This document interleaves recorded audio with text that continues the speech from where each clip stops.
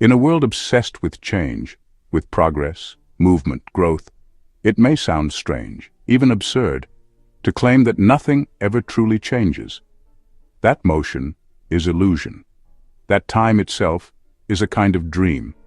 But over 2,000 years ago, a Greek philosopher named Parmenides made exactly that claim, and he didn't mean it poetically. He meant it literally. For Parmenides, reality is not a collection of objects in motion. Reality is being, singular, eternal, and unchanging. Everything else, the flow of time, the coming and going of things, even birth and death, is illusion born of the senses. This might sound mystical, but Parmenides is considered one of the founders of Western logic. His reasoning wasn't based on faith, it was based on a ruthlessly rational idea. What is, and what is not, is not. In today's video, we'll walk with Parmenides down the path of pure reason, to explore a vision of reality where everything that truly is has always been and will always be now. Parmenides lived in the 5th century BCE in Elea, a small Greek city in what is now southern Italy. He's not as famous as Plato or Aristotle, but in many ways, he's even more foundational. His only known work is a mysterious poem called On Nature, which opens with a spiritual vision, a chariot ride through the gates of night and day where a goddess reveals the truth of being. But this is no myth. The poem then launches into one of the most abstract and challenging metaphysical arguments ever made. Parmenides divides knowledge into two paths, the way of truth and the way of opinion. The way of opinion is based on the senses, on appearances, on change, on the belief that things come and go. It is unreliable. The way of truth, on the other hand, is guided by reason alone, and it leads to a single astonishing conclusion. Reality is one, unchanging, indivisible, and eternal. What we take to be many things in motion is a kind of illusion, a mistaken interpretation of the one. At the heart of Parmenides' philosophy is a simple but explosive axiom. What is, and what is not, is not. This sounds obvious, even trivial, but Parmenides uses it as a metaphysical scalpel. Think about it. If what is not does not exist, then you cannot think about it, speak about it, or experience it. There can be no nothing. That means everything that truly exists must always exist. There is no room for non-being, and thus no real coming into being or passing away. You can't say something comes from nothing because nothing doesn't exist, so there can be no birth, no death, no change. Being cannot begin or end, it simply is, always. This led Parmenides to claim that reality is like a perfect sphere, complete, whole, unmoving, and indivisible. Everything else, including your experience of motion, time, and change, must be illusion. It's not that Parmenides denies our experience, he simply says our interpretation of experience is mistaken. Now this is where things get strange. If being is eternal and unchanging, then change must be a dream. That sounds ridiculous, until you realize this idea echoes through quantum physics, Buddhist philosophy, and even modern cosmology. For Parmenides, time is not something real out there. It's a trick of human perception. You experience a sequence, past, present, future, because your mind strings moments together like frames of a movie. But if you stop and look carefully, you never actually encounter the past or the future, only the now. Change, Parmenides argues, requires something not to be, a before and an after. But since what is not cannot exist, change is an illusion. Even motion is problematic. To move from point A to point B, you must leave behind what is and enter what is not. But what is not has no being. So how can you move into it? You can't. The consequence?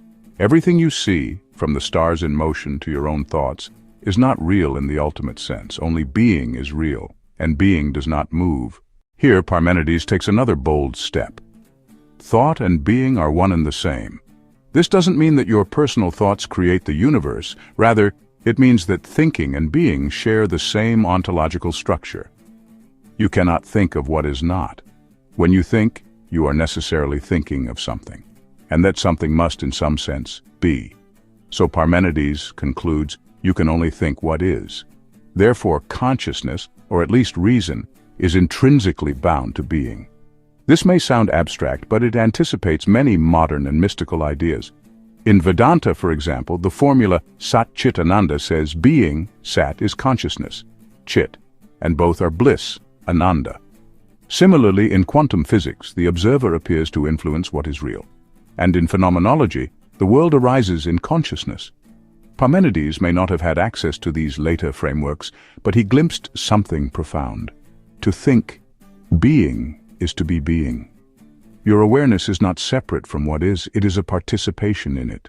Parmenides didn't vanish into obscurity. His influence is profound and lasting.